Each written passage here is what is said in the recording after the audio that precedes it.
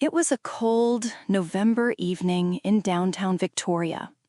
Rain had turned the pavement slick. Tourists milled beneath the gaslights. The Empress Hotel glowed like a picture postcard, except on the sidewalk, just outside the grand entrance, a young woman stood barefoot, clutching her shoes and a handful of bags. Her name was Emma Fillipoff. She was 26. That night, Victoria police officers spoke with her for roughly 45 minutes. They talked. They let her walk away. She was never seen again, at least not in any official, confirmed way. This is still unanswered. I'm Maya Ellison. For listeners who've followed the case before, names like Green Shirt Man and images of a red van might already be familiar. For those hearing about Emma for the first time, over the next hour, I want to take you carefully through who she was, what the evidence shows about her last days in November 2012, and why the moment outside the Empress still feels like the hinge in a story without a resolution. I'm joined by Dr. Colin Renaud, a forensic psychiatrist who studies psychosis, homelessness, and how systems, police, shelters, social services, respond when someone's reality starts to fray. Colin, thanks for being here. Thanks, Maya. It's a difficult story, but an important one to talk through. Emma's case sits at the intersection of mental health and public safety, and there's a lot to learn about assessment, thresholds for intervention, and the limits of our systems when someone is an adult and making inconsistent choices. Before we dig into systems and clinical questions, I want to ground us in Emma as a person, not a set of symptoms, not a missing persons file. Emma. She was born January 6, 1986, in Perth, Ontario. Small-town life, a family that loved art and quiet spaces. Friends describe her as creative, introspective, the kind of person who wrote constantly, journals, poetry, photography. She loved libraries, especially the children's section, of all places. You picture someone who retreats into the simplest, safest spaces to think. She moved west in her mid-20s because she believed, I quote, something amazing would happen in Victoria. That sense of hope is such a small detail, but it matters. It matters a great deal. People often conflate a free-spirited lifestyle with being low risk, but someone can be adventurous and still fragile. Creativity and sensitivity are not protective factors against crisis. Sometimes they heighten vulnerability. In homelessness research, we see that those who are more isolated, who prefer quiet, can be at greater risk when things go wrong because they have fewer safety nets around them. Right. Emma's life in Victoria was porous. She moved through roommates, the occasional room in a hotel, even sleeping on boats. She worked seasonally at Redfish Bluefish on the Inner Harbor in 2012 and cycled through stays at a women's shelter called Sandy Merriman House. Her family back in Ontario, her mother Shelley especially, didn't even know she'd been using a shelter regularly until after Emma disappeared. That feeling of parents missing a part of their child's life until catastrophe comes up a lot in these stories. And it's always devastating. And for clinicians, that unknown is critical. People who don't disclose their living situation to family often have more complicated support structures, if any at all. That makes follow-up and timely intervention harder. It also complicates consent and capacity assessments. Who can consent to help, and when does the system step in? I want to take listeners through the 2 weeks before November 28th, because that period contains a lot of the red flags people later pointed to. Shelter staff and friends describe a steady deterioration in Emma's demeanor through early and mid-November 2012. She became withdrawn, frightened, turned down trips, and, this is reported, at one point moved furniture outside, insisting the objects were talking to her. She also started to throw away or donate many personal things. She gave away belongings that had been important. Shelter staff say they called police earlier with concerns and were told to call back if things got worse. They didn't call again. That sequence, calls that don't get a follow-up, signs that worsen, feels crucial. Absolutely. From a psychiatric standpoint, behaviors like giving away possessions, growing agitation, and reports of things talking are concerning. They can be signs of psychosis or a severe depressive episode with psychotic features. But the practical question is always what threshold must be met to justify involuntary hospitalization under the Mental Health Act. In British Columbia, as elsewhere, the threshold is not just odd behavior. There has to be evidence the person is a danger to themselves or others, or unable to care for themselves to the point of likely serious harm. That's a high bar, and it puts police and clinicians in a difficult position, especially when the person can give coherent answers in a one-off contact. And that brings us to one of the most haunting sequences. Video from November 20th at the YMCA that shows Emma entering and exiting the building 4 times in 14 minutes, looking out each time as if someone is watching. 2 weeks later, the sequence of travel begins to look like preparation to leave. On November 21st, she had a tow bring her red 1993 Mazda MPV back towards downtown. Later, on November 25th, the van was towed again by parking enforcement. She bought a prepaid cell phone and a $200 prepaid credit card on the morning of November 28th, but the phone was never activated. She was calling her mother that week. There's a pattern of calling daily, saying she wanted to come home and then telling Shelley not to. Her final words, as Shelley remembers them, were, "I don't know how I can face you." And Shelley books a last-minute flight. The emotional stakes here are impossible to overstate. Those phone calls are telling.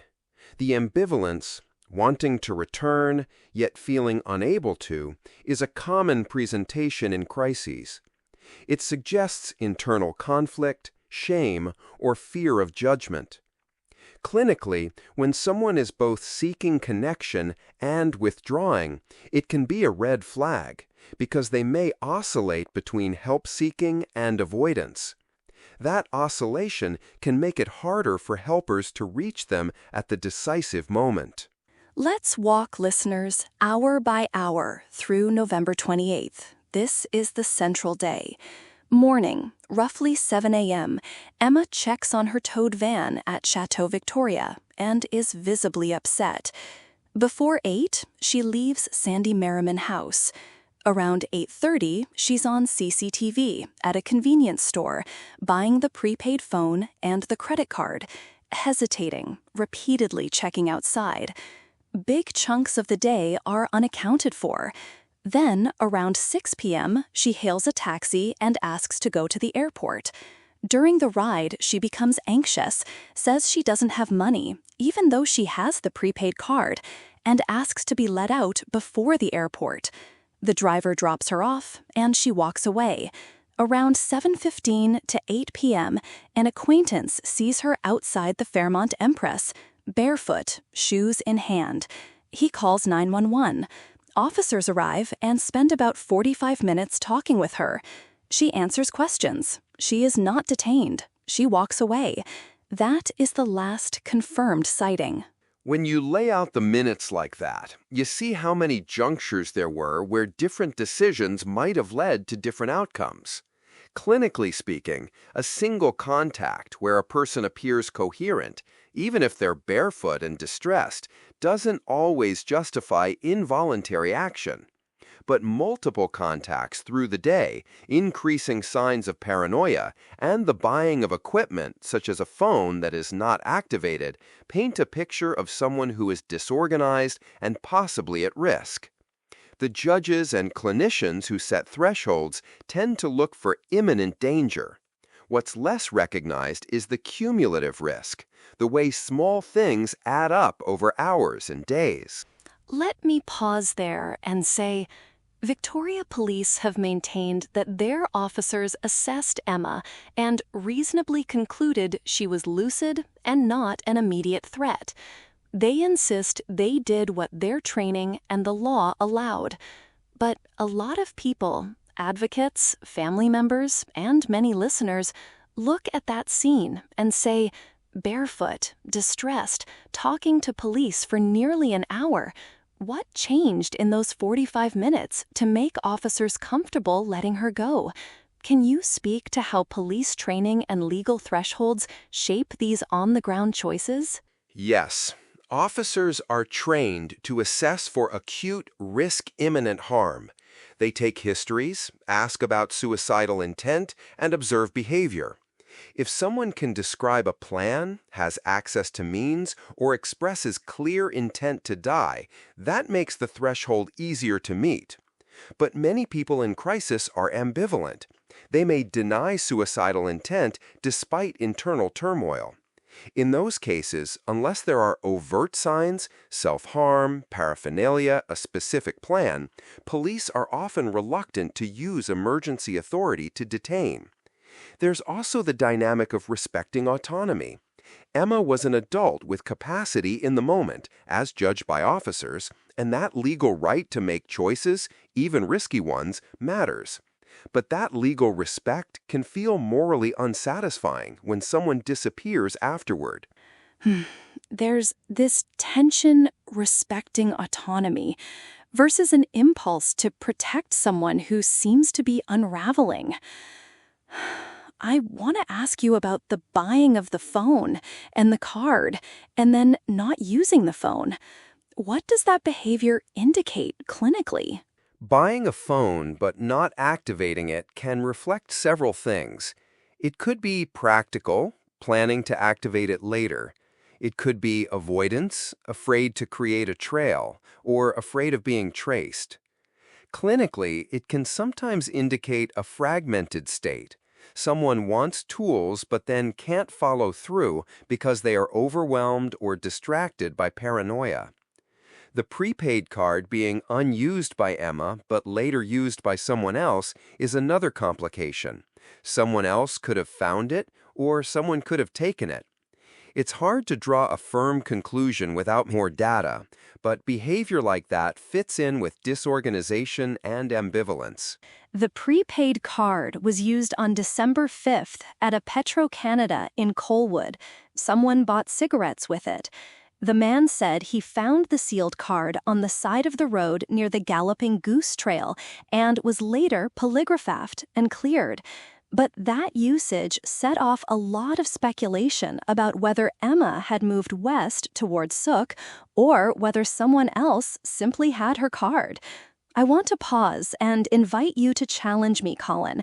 Am I doing what journalists often do, layering plausible narrative over thin evidence? Where do we need to be most careful? You're doing the right thing by flagging your own limits. We need to be precise about what the evidence actually supports. The card use tells us someone had the card in that area at that time. It does not prove Emma traveled there. It's equally plausible the card moves separately from Emma's person, either lost by a third party or intentionally carried by someone else. In clinical or investigative reasoning, we should keep those possibilities separate and weigh them based on corroborating facts. Too much storytelling around a single lead can draw resources away from other productive avenues. Understood. Let's talk about the immediate aftermath. Shelley flies straight to Victoria the evening of the 28th and goes to the shelter. Emma's van is found the next day. Inside, police find most of Emma's possessions, passport, laptop, journals, suggesting she hadn't fled the country using her own documents. There are a handful of unconfirmed sightings. A person resembling Emma at a lifestyle market on November 29th, a strange encounter on December 2nd, where a woman allegedly asked a witness to remember the name Emma Fillipoff and to repeat it 3 times. Then, the longer-running lead that many people find compelling, the so-called Green Shirt Man in Vancouver in 2014. Colin, the green shirt man, walks into a store with a crumpled missing person poster and says, "She's not missing, she ran away. She's my girlfriend and she hates her parents." Cameras show a man with a limp, distinctive tattoos. Police released images and a sketch. How should we think about that kind of lead years after the disappearance? Of course, it's unsettling. On one hand, it's the kind of human detail that could be useful if the man can be identified and connected to Emma's circle. On the other, people lie or embellish for attention. Investigatively, it's a person of interest worth identifying because he made a direct claim related to Emma. From a clinical angle, his statement, if true, that he was her partner, would raise questions about coercive relationships and whether someone could have been controlling or abusive. But absent identification or corroborating evidence, it remains an intriguing but unproven thread. Right. And in 2018, a tip prompted searches in View Royal after a man said he'd encountered a barefoot, disoriented woman who matched Emma's description on the morning of November 29th. Volunteer teams and cadaver dogs searched but found nothing conclusive. In 2021-2022, the police released updated photos and an age-progressed image. And most recently, in 2023, renewed attention around the Green Shirt Man and documentary projects kept the case in the public eye.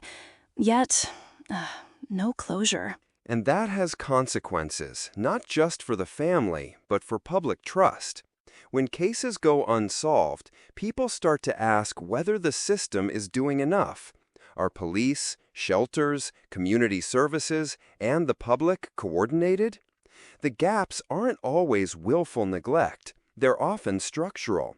Underfunded mental health resources, unclear interagency protocols, and privacy laws that limit information sharing. But the outcome, someone vanished and no one can say why, leaves people with a deep sense of failure. Which brings me to a tough question I keep circling. What responsibility do police or shelters hold when an adult in obvious distress chooses to walk away? Colin, you touched on the legal thresholds, but beyond law, what about ethical responsibility? When do we override autonomy for safety? Ethically, overriding autonomy is justified only when it avoids imminent, substantial harm. That's a narrow exception because liberty is a core value. But we need to make sure our systems reduce the need for that override by supporting people earlier and more flexibly. For example, better crisis outreach, low-barrier psychiatric beds, assertive community treatment teams that can do repeated contacts. These reduce the moments where police must make a binary choice in the rain outside a hotel. So sometimes failure isn't in the officer's choice, it's in the absence of options. That's a critical point.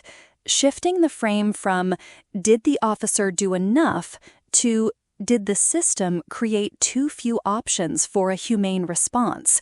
Still, when we read the police transcript and look at the CCTV of Emma pacing in the day, it's hard not to wonder whether a different tactical choice, transporting her to a hospital for assessment, at least a welfare check, might have changed everything. We can ask that question, absolutely. Practically, I'd also ask, what was the interaction like? Did the officers ask about intent to self-harm? Did they consult a mental health clinician? Did they learn about the prior shelter staff concerns? Those details matter. Often, the missing context is what went into the decision at the time. Unfortunately, the public record is incomplete. We have statements, we have timelines, but we don't have full transcripts of those 45 minutes. That absence fuels speculation, and speculation makes the family relive the night in new and constant ways. I spoke with Shelley in many interviews over the years. Her life after November 28th has been a long series of searches, posting flyers, talking to shelters, sleeping little, flying between Ontario and British Columbia. Your job is to hold the clinical perspective, Colin. She's had to hold the grief and the advocacy at the same time. The human toll is enormous. I can't imagine it. For families, ambiguous loss, where you have no body, no final scene, no confirmation, is uniquely corrosive. It makes it hard to process grief. Families often get trapped between searching and mourning, and that prolonged stress can damage relationships, finances, health. The system should recognize that families need sustained, compassionate support, as well as rigorous investigation. There are theories about what happened. We should be explicit. None of these are proven. One theory is that Emma succumbed to a mental health crisis and died by exposure or accident. She had a history of sleeping outside and had been documented as disoriented. It's not hard to imagine a tragic misadventure in the surrounding forests or shoreline. Another is voluntary disappearance. Emma left to start over. Her free-spiritedness and the way she gave away things could be read that way, though leaving a passport and laptop behind makes that less likely. Suicide is considered possible by many. Friends reported depressed behavior, but there's no body. And then there's foul play, abduction by someone who took advantage of her vulnerability. Thoughts? Each theory has pieces that fit. A death by exposure is plausible. The terrain around Victoria has gullies, rocky shorelines, and dense brush where someone could become immobilized or be obscured from searches. Voluntary disappearance is less likely, given the left-behind documents and lack of financial activity. Suicide is possible, given the signs, but, as you said, without a scene we can't confirm. Foul play is sadly plausible, because a young, isolated woman in distress is at risk of predatory behavior. The factor that ties them together is vulnerability.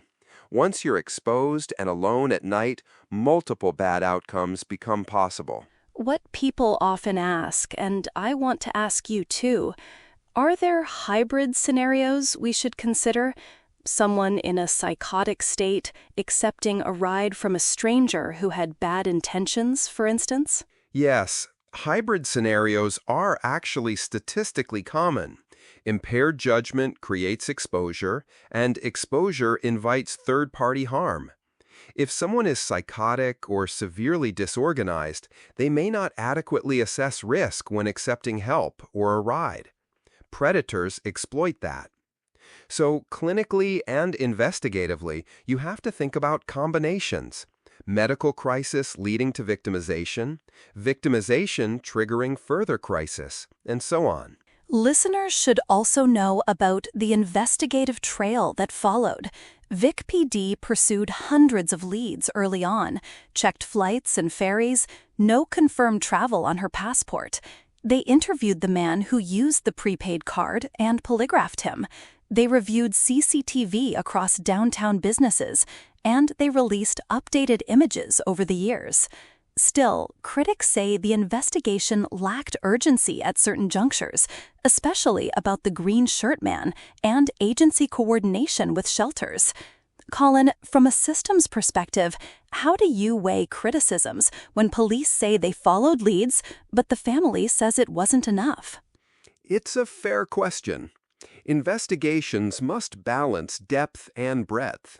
You can chase leads intensively, but each lead requires resources.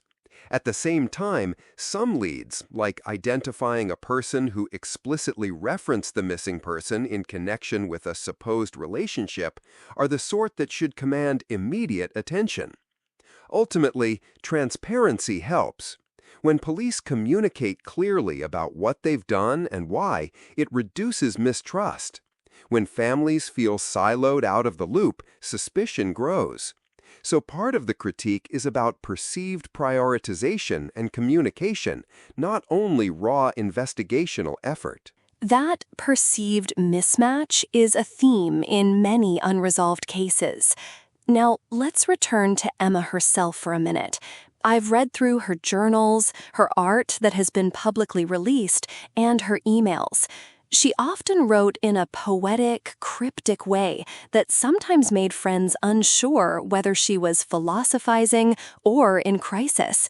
That duality of being both resilient and fragile makes it emotionally harder for loved ones to detect when to escalate concern. Has that pattern come up in your clinical experience? Yes. Creative people sometimes use poetic expression to process distress. For outsiders, it can obscure urgency. A metaphorical, dark poem can be a cry for help or just an artistic exploration. The context matters. When those writings are paired with functional changes, sudden social withdrawal, giving away possessions, erratic sleep, paranoia, the combination tips toward clinically relevant risk. Unfortunately, friends often have to be detectives of tone without clinical tools. As a journalist, I'm careful not to pathologize poetic expression, but we must also acknowledge the warning signs that coalesced that November. Let's talk about the family's response and the media. Shelley became the public face of the search. She started the website, helpfindemmafillipoff.ca, pounded Victoria's pavement with flyers, and engaged with podcasters and journalists to keep the case alive. Over the years, media treatments ranged from sober documentaries, CBC's Fifth Estate, to more sensational pieces. There were also unfortunate tangents, like news reports that focused on family tensions and legal troubles involving other family members. Colin, what do you make of the media's double role here? Keeping the case alive, but sometimes sensationalizing or distracting. Media can be an engine for sustained attention, which is vitally important. Long-form work that centers the missing person and the family respectfully can generate leads and public pressure. But when coverage veers into salacious or speculative details about family conflict, it can re-traumatize and distract. From a therapeutic lens, families need allies, not rumor mills. The best media coverage is thorough, victim-centered, and accountable, releasing new evidence, encouraging credible tips, and resisting unfounded conjecture. That's what we've tried to do at Still Unanswered. Focus on the missing person, not the mystery for its own sake. Before we move toward closing, I want to ask you something practical. If you had 3 concrete, system-level recommendations, policy or practice, that could reduce the chance that a situation like Emma's ends without resolution, what would they be? 3 things. 1. Increase crisis outreach capacity. Mobile, multidisciplinary teams that can do repeated engagement and are not constrained to single incident assessments. 2. Create stronger shelter, police, health information pathways with appropriate privacy safeguards, so when a shelter flags cumulative deterioration, there's a formal escalation process that involves mental health clinicians. And 3, invest in community-based, low-barrier stabilization beds where people can go voluntarily in moments of crisis. Places designed to accept people who refuse hospital transport but still need structured support. These measures lower the need for last resort involuntary measures and can prevent the sort of fragmented day that Emma experienced. Those sound like expensive, long-term fixes. How realistic are they politically? Do they require legislative change, or is it primarily a funding and training issue? Mostly funding and reallocation combined with training and better interagency agreements. Some jurisdictions already have mobile crisis teams and crisis stabilization units. Others can adapt those models. Legislative change helps in clarifying authority and liability, but the most immediate barrier is resource scarcity: beds, clinicians, and time. It's a political choice whether to fund them. People listening right now may be asking, after more than a decade, is there hope that Emma's case will be solved? The short answer is yes. Hope can exist alongside realism. The long answer is that sometimes new information arrives years later. A witness steps forward. A piece of DNA is matched. A person is identified who remembers a seemingly minor interaction that, in hindsight, is pivotal. The green shirt man identification, tip follow-ups in 2018, searches in 2018-19, those were all examples of how attention can create new avenues. But hope depends on people continuing to look and on systems staying open to revisiting cold leads. And from a clinical and investigative view, cold cases often benefit from fresh perspectives. New technologies like improved databases, aging progression imaging, even advances in forensic science. Also, public attention can prompt someone who previously withheld information to speak up. So it's never purely a numbers game. Sometimes human decisions change with time. We've been discussing many possibilities, but ending without an answer. I want to close with something personal. I've spent many nights lying awake thinking about Emma, barefoot in the rain, and what it feels like to be an adult and literally able to leave, but somehow trapped by a mind that won't let you leave safely. Colin, any final reflections on how we as a community should hold cases like Emma's, both in terms of empathy and action? We should hold them gently and persistently. Empathy means recognizing the human complexity here. Emma wasn't just vulnerable or free-spirited. She was a person whose inner life mattered. Action means advocating for better crisis care, better shelter supports, and systems that listen to families. And when the public engages, do so in ways that respect evidence and avoid sensationalism. That balance helps families and investigators more than idle speculation ever will. Thank you, Colin. For listeners who want concrete ways to help, if you have information, no matter how small, contact the Victoria Police Department's tip line or the Help Find Emma Fillipoff website. Both are listed on the episode notes. Even a tiny memory, someone who remembers a barefoot woman in a certain block that night, or who recognizes the green shirt man, could become the thread that unravels the mystery. And to Shelley, who has dedicated years to this search, this episode is meant to honor that dedication, not to pry at fresh wounds.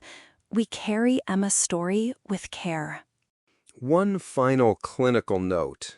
If anyone listening is struggling with mental health issues, feeling unsafe, like they might act impulsively or hearing things, please reach out to local crisis lines or emergency services. Help exists, and early contact can change the arc of a story. Emma was 26 in November 2012. She would be 40 now.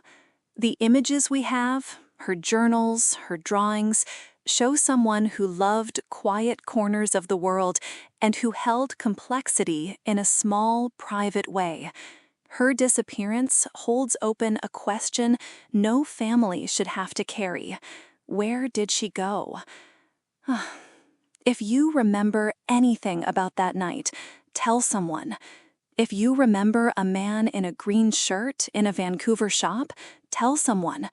If you remember a sealed prepaid card by the Galloping Goose Trail, tell someone.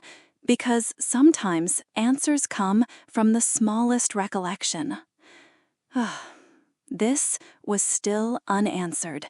I'm Maya Ellison, and thank you for listening. Next week, we'll be looking at another unresolved case where mental health, policing, and community responses intersect. Until then, take care of each other, and if you can, hold the missing in your mind, not just as puzzles, but as people. Good night.